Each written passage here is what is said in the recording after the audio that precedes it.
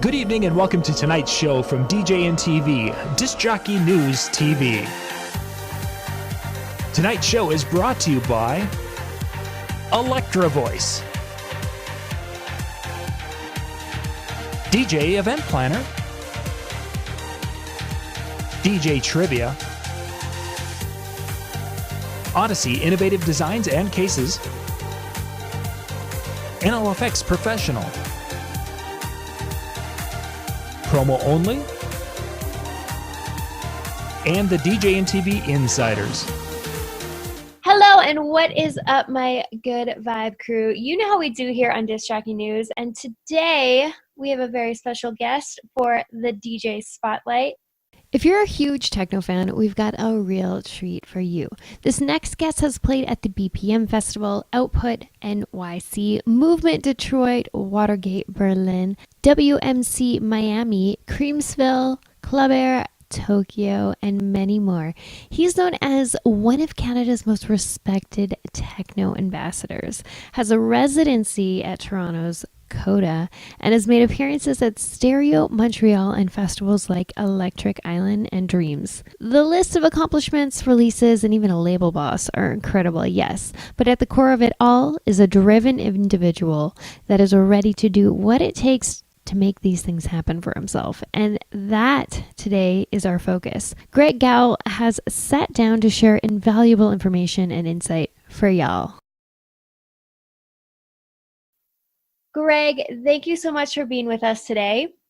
You're welcome. It's a pleasure being here. So let's give some background story for you and where you've come from in the industry for those who maybe haven't heard of you before, or maybe there's some details they don't yet know about you and how you've grown as an artist to where you are today. Well, I've been DJing for quite a long time. So the first parties I played out were in the very late 90s, like 98, 99, back when there was tons of raves in Toronto and you could throw a party just about anywhere. So in that respect, it was pretty cool starting out at that point. Sort of over the years, things got pushed into clubs, and along with that, the sound sort of got refined a little bit, and I managed to stay sort of in the game. I started producing around 99, 2000, but I didn't sort of really hone in on my sound until about 2006, 7. It took a while, and that's the thing, is that even though you know all these sounds and records you like, it takes a while to sort of figure out who you are in your music. And your DJing can be different than what that you make, but usually there's some kind of similarity. So like I said, that's when I started, and I've played in a lot of big clubs in Toronto. Back in the day, I played at System. I was a resident there when that was open. I'm trying to remember what year it closed. I think it was early 2000s, like maybe 2005 or 6. I could be. So I was a resident at Government, and we did my monthly night called Restructured, which was a techno night. And I would start, the club used to go to about 7 in the morning, and I would come on at the end of the main room, so around 3 or 3:30 at the earliest, and then play the rest of the night. And it was just the right atmosphere for playing harder hitting techno and house, and it was just sick. So that was the biggest residency of that I've had in the city. I've also been resident at Footwork and Coda, Comfort Zone, and then I'm playing sort of quarterly now at a place called Vertigo, which is a new after hours in Toronto, which is really, really dope. So that's sort of the Toronto stuff. I've also played out of town quite a fair amount. I played in South America, Europe, Japan, and in the US, and lots of places. Best festival in the US I've played is Movement, hands down. I've played that, I think, now 4 times. So that, if you haven't been to that festival, you definitely have to check that one out. It's in the Memorial Day weekend in May, and it runs Saturday to Monday, and it's just, everything's done proper. So that's sort of in a, you know, a niche thing of where I've been and played and how long I've been playing.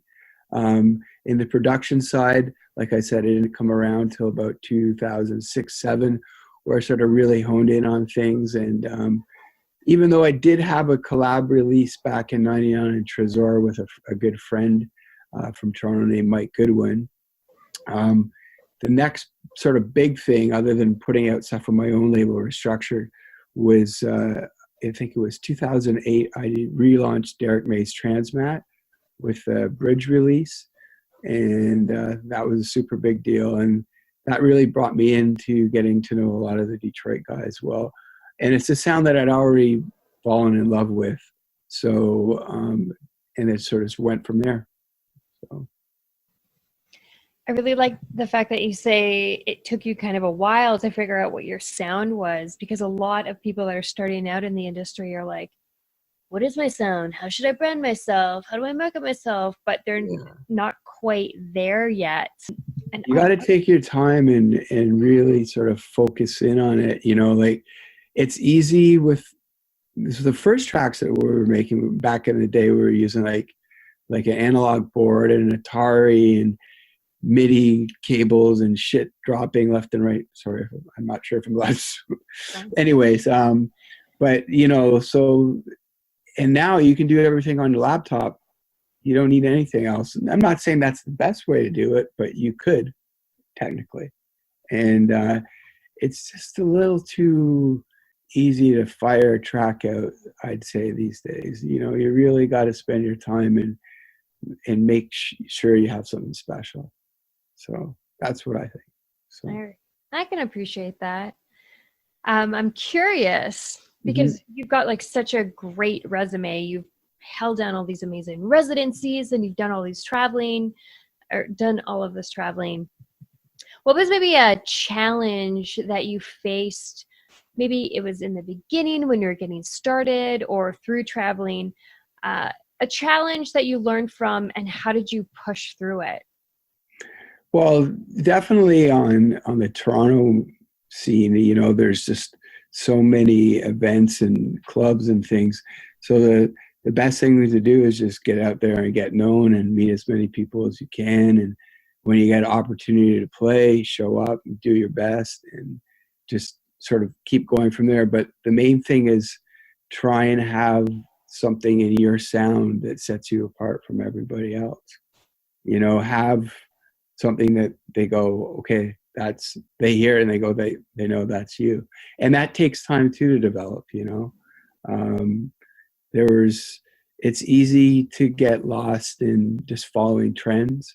And, you know, I'm not going to sit here and say I didn't do it. There's been periods of time in the early 2000s where I was playing probably some records that I shouldn't have played, but, you know, like that's part of the game. And you sort of just got to really focus in and maintain a consistent image and product. So that would be my advice. So speaking of music and finding your sound and production, so say an artist has found their sound and they're shopping around. When presented with a label deal, what factors do you take into consideration, and what do you think people should be considering for themselves before? Well, there's a couple of things. One, is it a label that they like, you know, or is it just, are they just sending it out to label because they want it out on a label?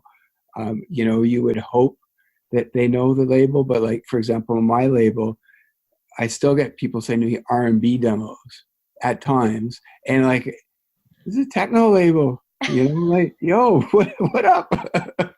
So from that perspective, you know, try and make the connections with the labels, and, you know, that's one thing right there, is make sure that it's a good fit, or at least what you think it is.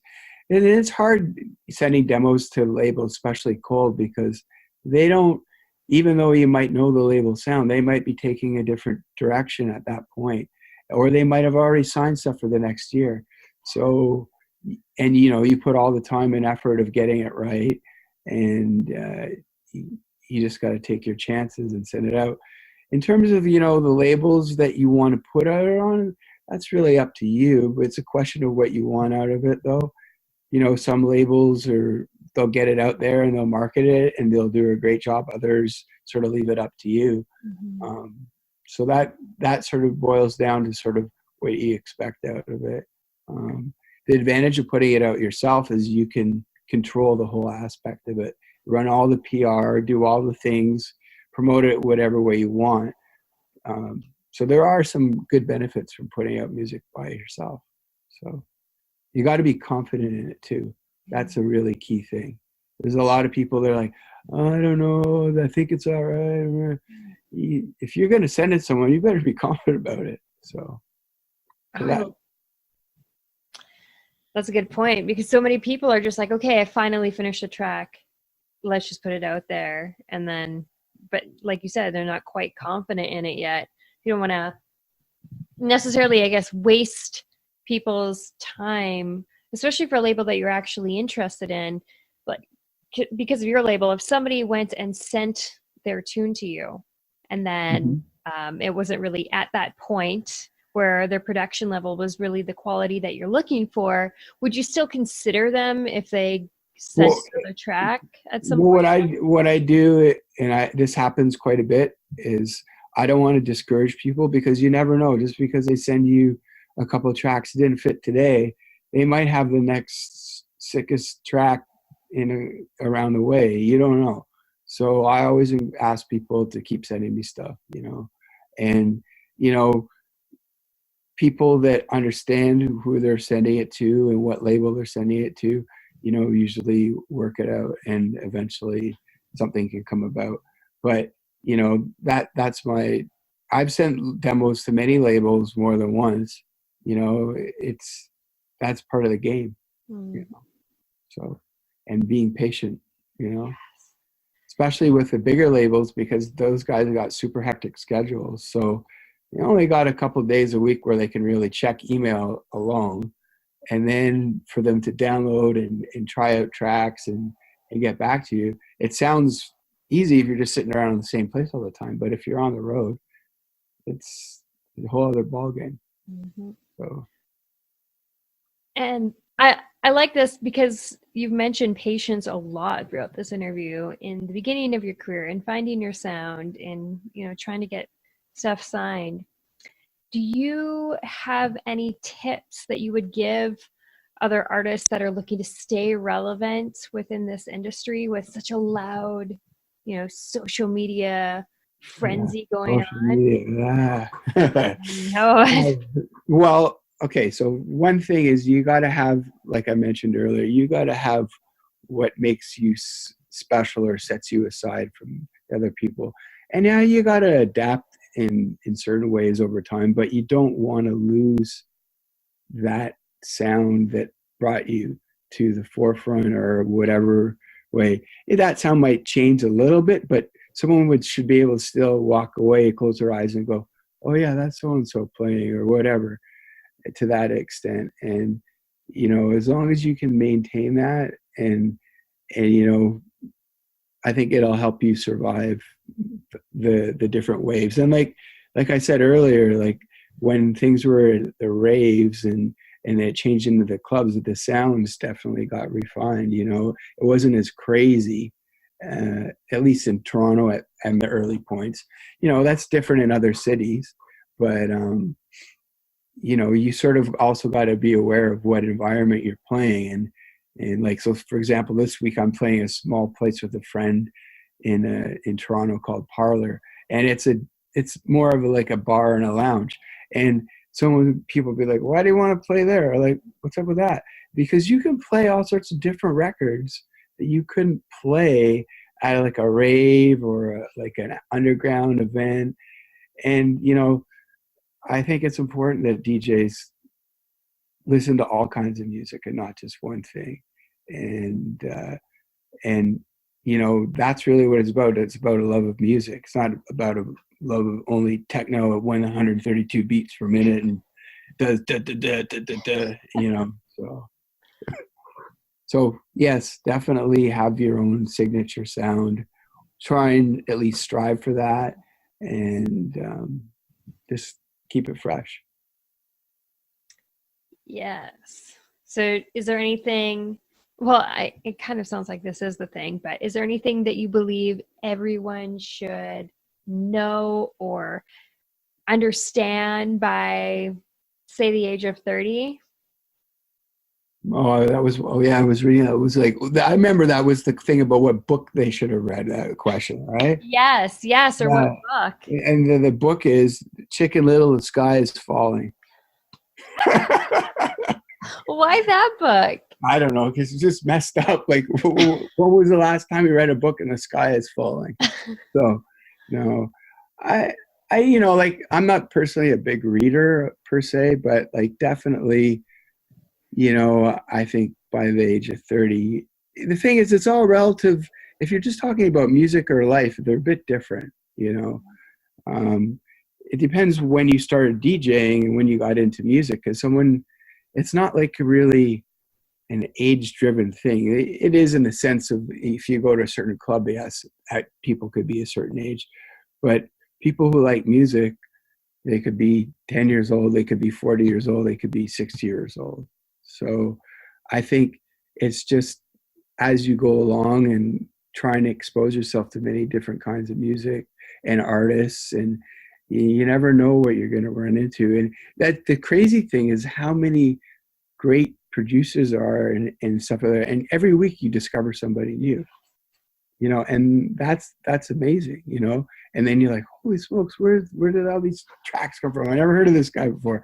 And then you find out they've been around for 15 or 20 years. And, so I'd say the thing is, by the age of 30, just to, investigate and be open to things, so that's my best advice on that. I would not know about Loop Daddy if I was not consistently looking for people online. Have you seen his content? No. Oh my gosh, I'll send you. It's hilarious. Okay. So to end off this interview, any last thoughts, projects, maybe some releases and shows you've got coming up that you think we should know about? Yeah. So the next release. So I just had my first EP or release come out on Adam Bayer's True Soul. Came out about 2 weeks ago, and actually no, about 3 weeks now. But so that was something you definitely could check out, because that's still pretty fresh. It was called People Movers, and it was on True Soul. Sometime in April, we don't have the date nailed down yet, but I have 3 tracks coming on Carl Craig's Planet E, and that's called the Paradigm Shift EP. And like I said, I'm not quite sure yet. I believe we're doing vinyl on it, which is super cool. So I can't wait for that. And then gig-wise this summer, I will be in the Winnipeg area for the Emotions Festival. I'm super looking forward to it. I believe it's August 1st or 2nd. I can't remember, whatever that Friday is. A long weekend, yeah. Yeah, that's the one that I'm playing on the first night. And I can't wait. The last time I was in Winnipeg was for Mem or Meme. I'm not. How do you say it? Memetic? Yeah, Memetic. Yeah, that's it. And that was super dope. So I think this is going to be a blast as well. So, and so those are the immediate things coming up, and should be a fun year. So. Yeah. Well, congratulations on the release on Adam Bayer's level. That is phenomenal. And I really appreciate you taking the time to sit down with us today and share all your wonderful insight. For the rest of y'all that are tuned in, if there is anything that really stood out to you in this interview, please let us know in the comments below. We want to hear your stories. And as always, make sure you don't let no one kill your vibes.